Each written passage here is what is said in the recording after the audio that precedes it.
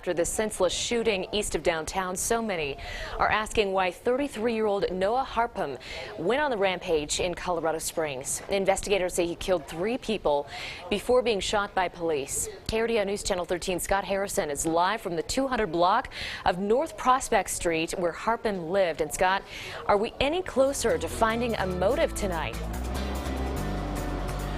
Well, Heather, police, even 2 days after those shootings, still are not saying a lot about them. And a former FBI profiler today says it's too soon to determine what prompted these killings, but he does share some insight. After a career breaking down some of the most devious criminal minds, FBI profiler and author Pete Klismet can still be shaken. You can't help but being shocked.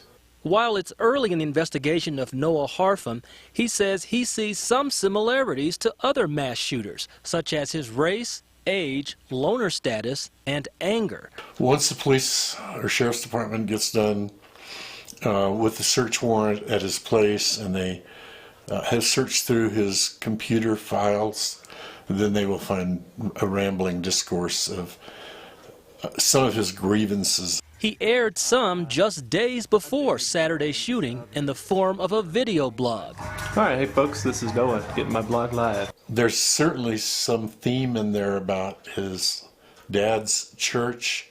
He seems to have a problem with the pastor and with the church itself. Klismet says it's obvious to him that Saturday's shooting, as it is with other mass shootings, was the result of a buildup of anger.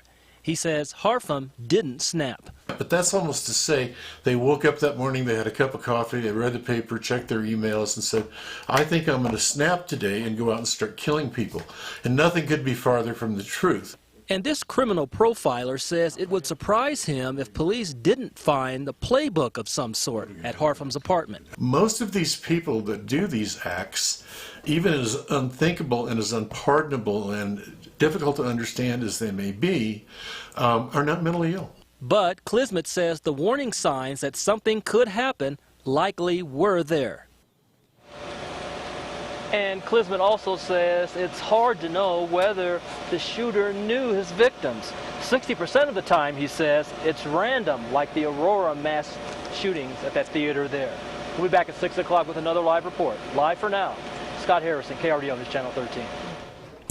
Thanks, Scott. And Noah Harpham's family issued this statement saying, our family is shocked and deeply saddened by the devastating events that took place in Colorado Springs on Saturday morning. Words cannot express our heartfelt sympathies that go out to the families and friends of the victims. We ask for privacy as our family tries to deal with this tragedy.